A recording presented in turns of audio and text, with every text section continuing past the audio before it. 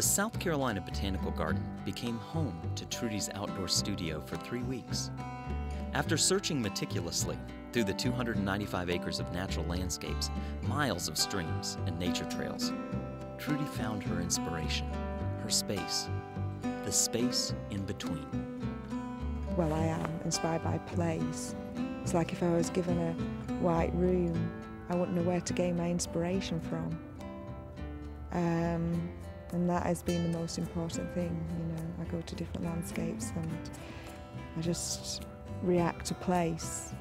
And I like to look at the subtle changes in the processes happening in nature, and that's the inspiration. And I want people to get close to nature like I'm doing. Every project I somehow gain some knowledge or gain some insight or get closer to the materials I'm working with, and hopefully that's sort of the aim of the work, is for people to experience the same things that I am. For people to gain insight into Trudi's experience with the land, the laborious process began.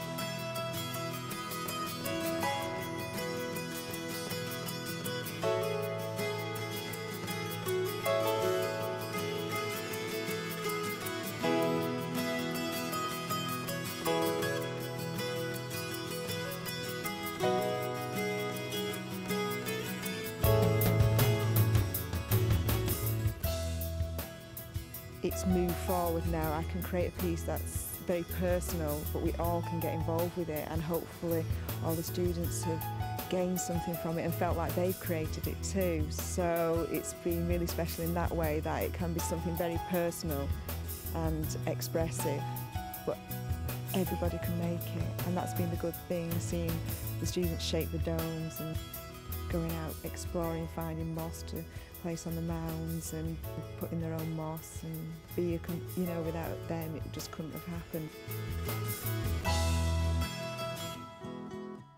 Trudi had the mounds cascade down both slopes of the wooded gully. The rhythm of the mounds suggests a movement of fluidity. The trees cast strong shadows across the basin. The lines traverse the hollow, highlighting and changing its form throughout the day.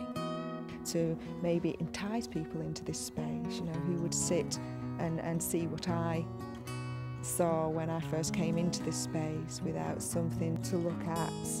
Just be content looking at these sort of rhythms of forms. It's nearly not there because perhaps the space in between is more important than the actual domes, and that means that I haven't imposed. It's not competing with the landscape. I've still left the beauty of the place, and that's hard, I think, when you're working in such a wonderful, beautiful place.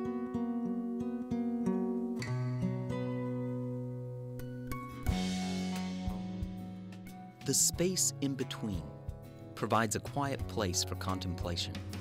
The domes have a unique order and pattern to meditate upon. Once within the space, the mounds fuse into their surrounding, providing company, while your attention is drawn to nature's display around you.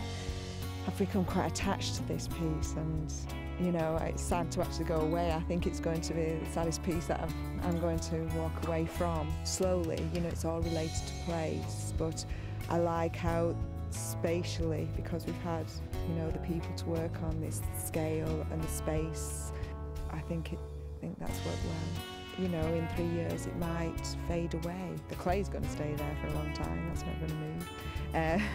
But, you know, maybe it'll just, whether the moss likes it or not, maybe moss grows more on one side, and that'll be interesting too. So the time aspect will be really interesting, and that's what I like to use in my work, with all my temporary work that lasts for about a few hours to a few days to a few months, and it's really nice to create one of my favourite pieces for with a bit of permanence, but will work with time.